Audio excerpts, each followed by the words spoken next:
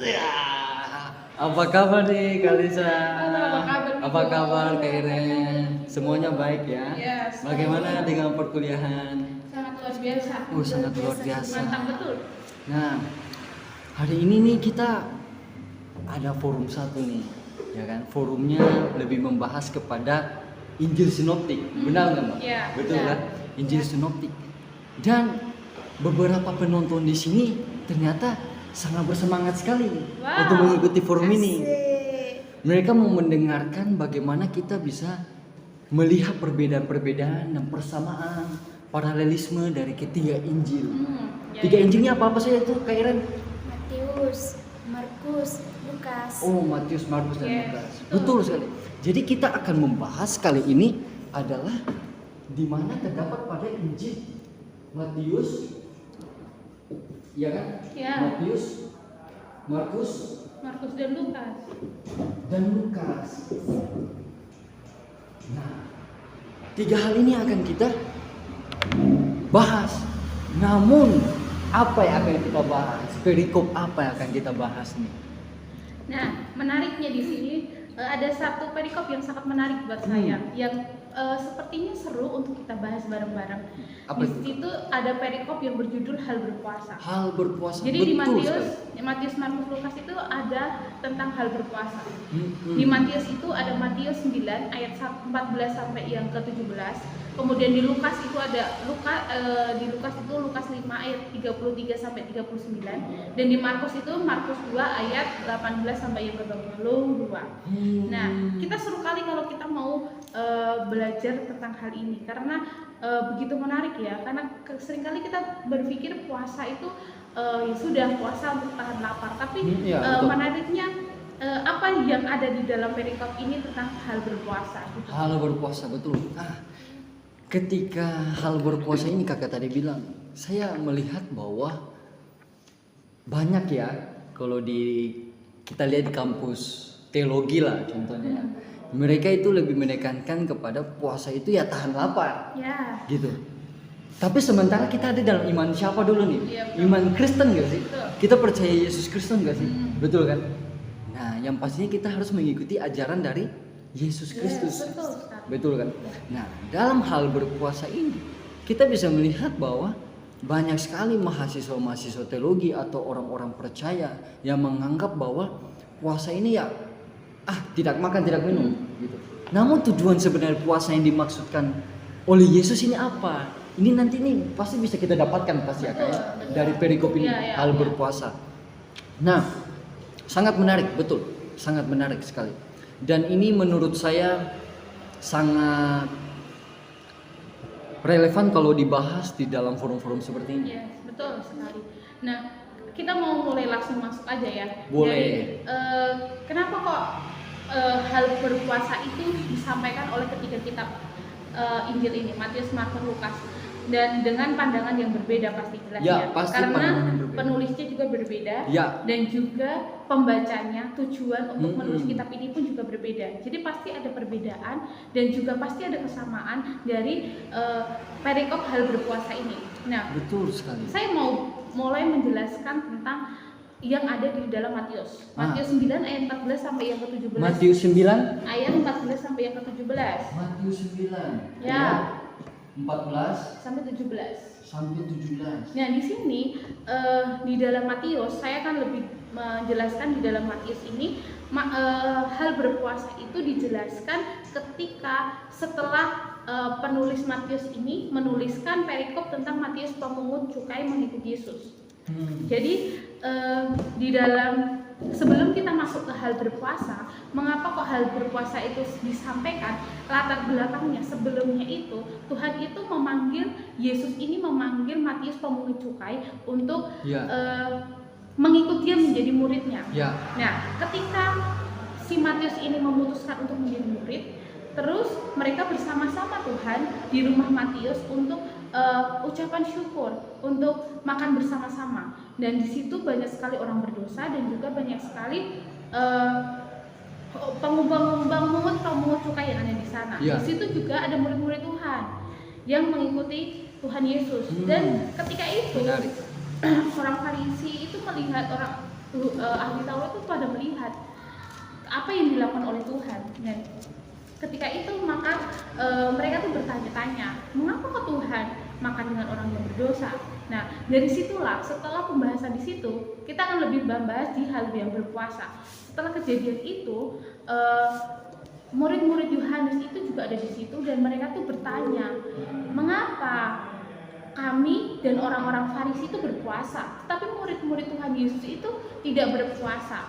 Dan di situ Yesus itu menjawab, dapatkah sahabat-sahabat mempelai laki-laki berduka cita selama mempelai itu bersama dengan mereka? Itulah jawaban Tuhan. Tetapi Tuhan jawab, ada waktunya di mana mereka itu akan berpuasa ketika mempelai laki-laki itu sudah tidak bersama-sama dengan mereka. Perumpamaan berarti jadi kepada benar. perumpamaan. Yesus Ya. memberikan perumpamaan. Dan Tuhan juga berikan perumpamaan lainnya juga. Ada dua. Yang pertama perumpamaan tentang kain yang baru dan juga kain yang lama. Ketika kain yang baru itu kita pergunakan, kita potong untuk kita menambal kain yang lama, hasilnya itu tidak memperindah kain Ya. yang lama. Dan yang kedua itu tentang anggur yang baru. Ketika anggur yang baru itu dimasukkan ke dalam kantong yang lama, pada akhirnya itu akan jebol, akan rusak, sehingga kantong yang tua, yang lama ini rusak, dan anggur yang harusnya bisa kita nikmati itu jadinya tidak bisa kita nikmati. Nah, disitulah isi dari hal berpuasa di dalam Matius. Matius, Ya. betul. Nah, Kalau kira-kira di dalam Markus, menurut Iren itu apa aja, Iren? iya. Sudah penasaran nih. Iya, Dalam Iren. Markus. Mungkin itu terdapat dalam Markus mana? Ya, Hal kalau berpuasa. dari saya itu dari Markus pasal 2 ayat ke-18 sampai dengan ayat ke-23. 23. Itu judul berikutnya sama berarti. Ya, sama, hal Oh, berarti berpuasa. sama dengan Matius ya. Matius, Matius ya. kalau berpuasa dan juga Markus hal berpuasa. Matius dalam pasal 9 ayat 14 sampai 17 benar. Tapi Markus dalam pasal 2 ayat 18 sampai 23. Betul. Oke. Baik, maka dalam hal ini pasti ada perbedaannya. Ya. Ada perbedaan dalam penulisan karena ditulis oleh Penulis yang penulis yang berbeda. Nah, teman-teman, para penonton, kita akan melihat saudara-saudara bagaimana kita akan menyandingkan hal ini, persamaan dan perbedaan antara ketiga Injil sinoptik ini. Kita akan melihat tadi Matius, Mbak Lisa sudah menjelaskannya secara rinci. Nah, maka kita akan melihat juga dan mendengar di dalam Markus, ya Kak Iren. Markus pasal yang kedua ayat 18 sampai 23. Nah, bagaimana tuh puasa di sana? Hal berpuasa yang ditulis oleh Markus. Seperti apa? Ya, kalau dalam Markus sama dengan persamaannya itu di Matius itu ditulis setelah Lewi pemungut cukai itu mengikuti Yesus. Ya. Tetapi di awal kata dari Markus ini pada suatu kali. Pada suatu kali. Oh, pada suatu kali, berarti itu arti kalau tadi di Matius itu menunjukkan kayak kesinambung habis Tuhan memanggil Matius, lalu ada percakapan itu. Ya. Tapi kalau pada suatu kali, kalau di Markus berarti kita tidak tahu ya kapan Ya. itu terjadinya. Betul. Berarti kayak satu tidak menjadi satu kejadian Ya. yang sama, tetapi sepertinya berbeda, gitu Ya. ya Iren. Iya. Terus apa lagi Iren? Jadi kalau dalam Markus itu mencatat bahwa murid-murid Yohanes itu dan orang-orang Farisi itu mereka sedang berpuasa. Terus ketika mereka melihat murid-murid Yesus tidak berpuasa, mereka datang kepada Yesus dan bertanya, mengapa kami dan orang-orang Farisi berpuasa sedangkan murid-muridmu tidak berpuasa? nah, ya. Nah, dari situ Yesus menjawab bahwa dapatkah sahabat mempelai laki-laki itu berpuasa sedang mempelai itu bersama-sama dengan mereka. Dan di sini juga Yesus juga memberikan dua perumpamaan. Yang pertama itu perumpamaan tentang kain. Ya. Berarti hampir sama ya. Sama ya. Memang sama dengan Matius Iya, ya. sama dengan Kain dan dengan juga anggur. anggur. Iya. Berarti dia sama seperti tadi yang Matius. Matius Matius, tadi betul. katakan. Nah, Maka perbedaan ini bisa kita temukan gitu. Belum ada perbedaan menurutku ya. Perbedaannya adalah di awal, Oh, di tempat oke. kejadiannya.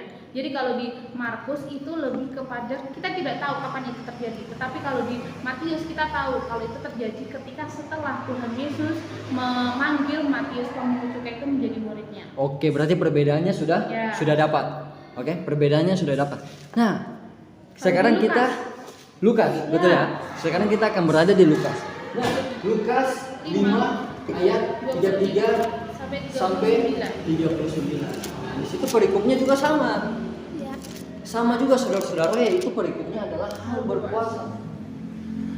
Nah, maka di sini yang ditemukan dalam Lukas ini ternyata ketika kita baca dalam perikop sebelumnya, di situ dikatakan apa?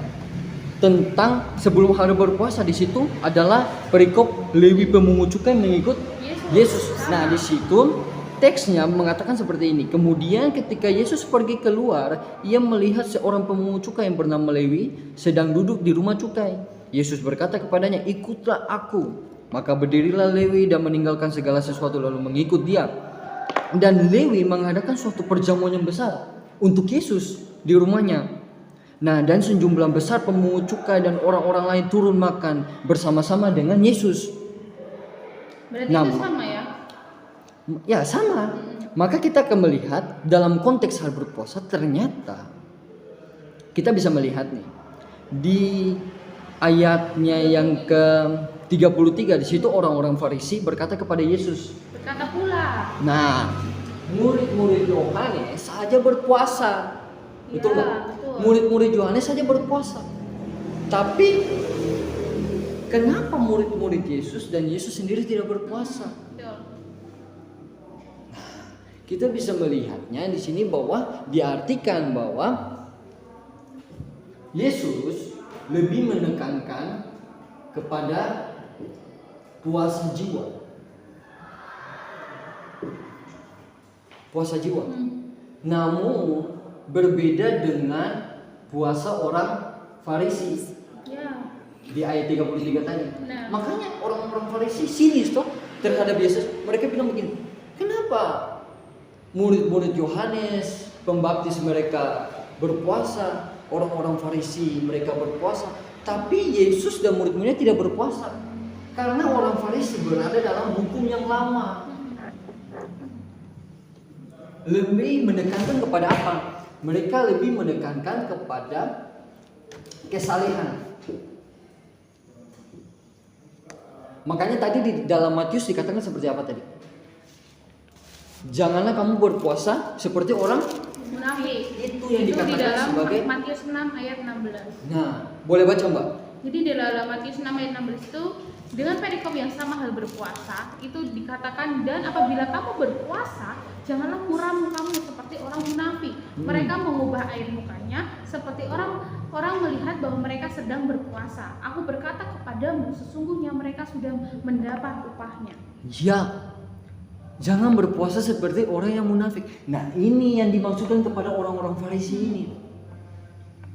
Ya kan? Yesus itu lebih menekan kepada puasa jiwa. Ya. Artinya pertobatan, menyalibkan kedagingan, ya kan? Ya, betul. Menjalani kehidupan yang menyangkal diri yang jauh Betul lebih sekali. baik daripada kita tuh munafik. Kita berpuasa tapi hanya menahan lapar aja. Nah, maka persamaannya kita bisa lihat apa? Tadi perbedaannya sudah kita dapat. Ya, berarti Persamaannya, tadi perbedaannya adalah tempatnya. ya tempat. Matius dan Lukas itu sama, satu jalur dengan ketika Matius dipanggil. Ya. Tapi kalau Markus itu berbeda, kita tidak tahu kapan itu terjadi. Ya. Betul? Tetapi isinya dari ketiga perikop ini menunjukkan hal yang sama, betul kan? Ada perumpamaannya juga sama. Tetapi menariknya di Lukas nih, coba Vigo jelaskan di yang ke pasal 39. Betul. Dan tidak seorang pun yang telah minum anggur tua ingin minum anggur yang baru, sebab ia akan berkata anggur yang tua itu baik. Nah, betul itu sekali.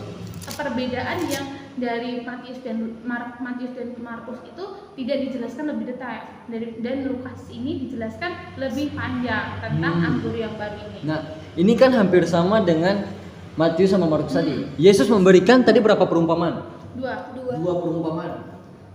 Dan di di Lukas itu dia juga Yesus itu menyebutkan perumpamaan tentang mempelai, betul nggak sih? Betul, semua juga Sahabat berarti mempelai. dia. Di Matius Markus juga. Dua perumpamaan yaitu tentang kain dan anggur.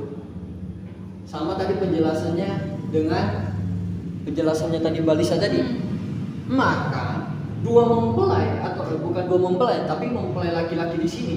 Ya. Pokok acuannya di situ disebutkan mempelai laki-laki di situ adalah Yesus. Kita tulis saja di sini. ML. Ya. ML. Mempelai laki-laki, ya kan? ML, mempelai laki-laki. Bukan Di mempelai sini lebih kepada Yesus. Sahabatnya di sini siapa? Murid-muridnya dong. Maka ini juga masuk dalam perumpamaan gak sih? Ya. Bisa masuk dalam perumpamaannya. Yesus mengawali kata ini. Makanya Yesus bilang begini. Nah, jawab Yesus kepada orang-orang Farisi, ya kan? Dapatkah sahabat mempelai laki-laki disuruh berpuasa, sedangkan mempelai itu bersama-sama dengan mereka? Nah, contoh nih Kak Iren. Nah, saya tanya Kak Iren kalau contoh ada di sebuah pesta pernikahan. Pesta pernikahan nih. Iya.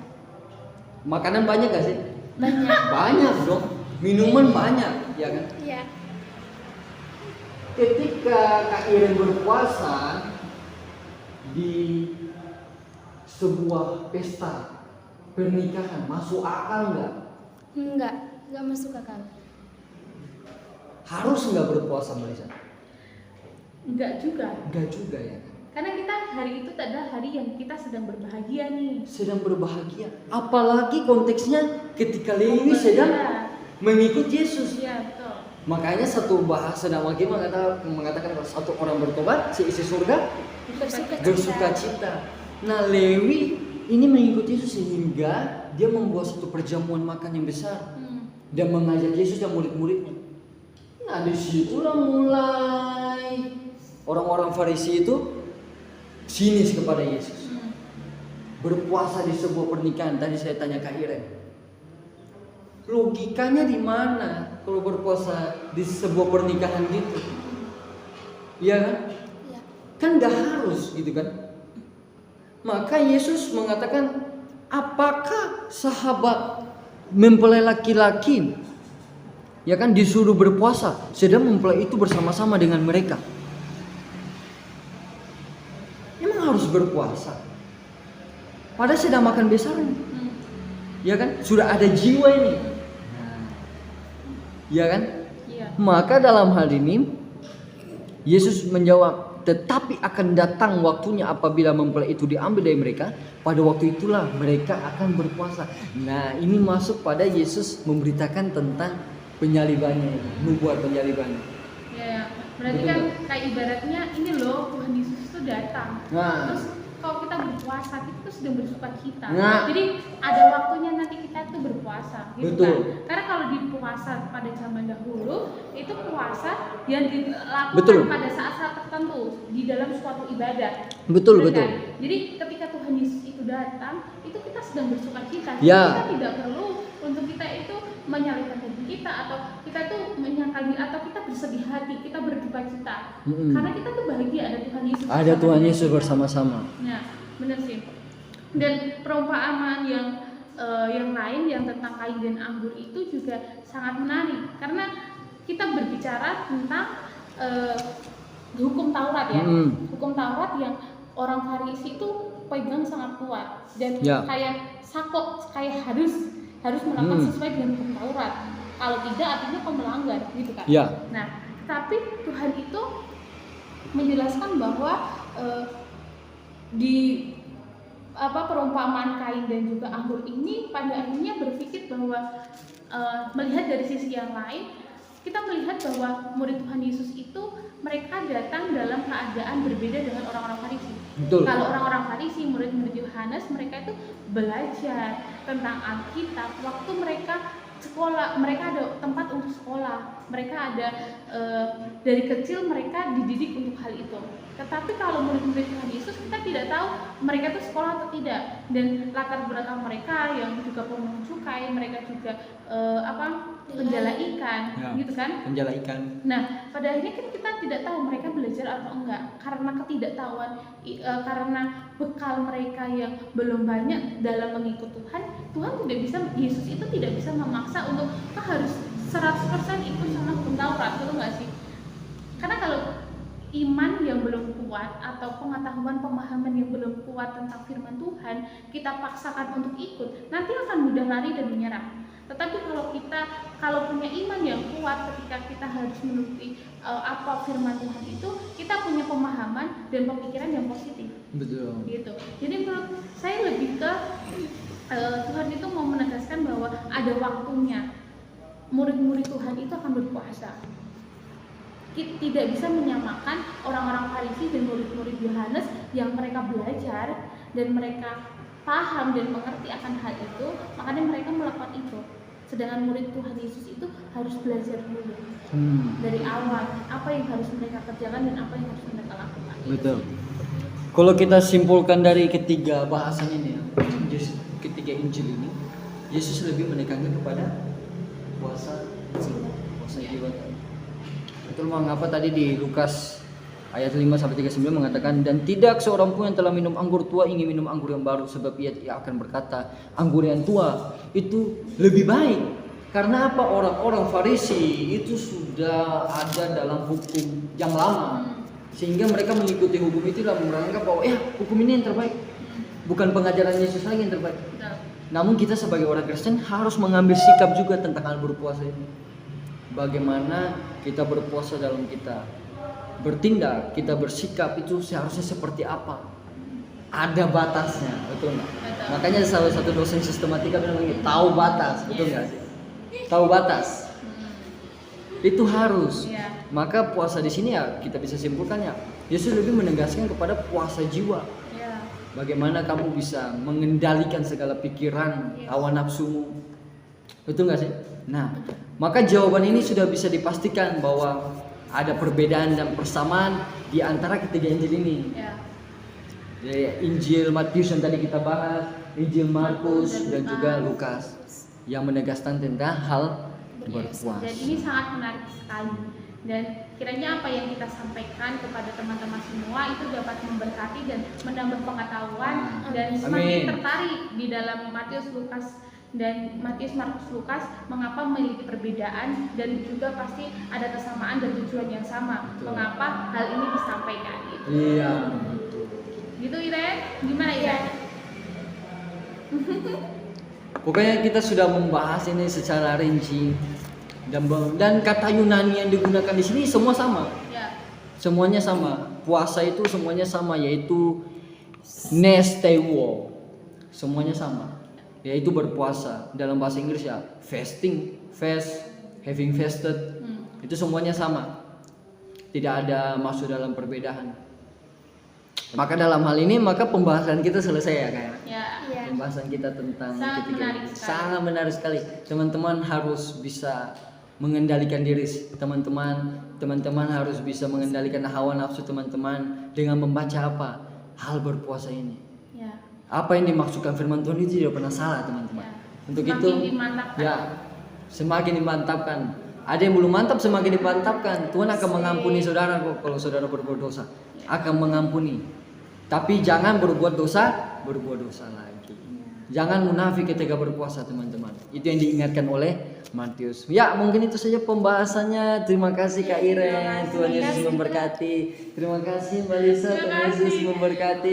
Oke, kita langsung cabut aja ya. Nah, tapi aku ada sulap nih. Nanti Mbak Lisa hilang nih. Mbak Lisa sama Kak Iren kita semua hilang nih. Nah, 1, 2, 3.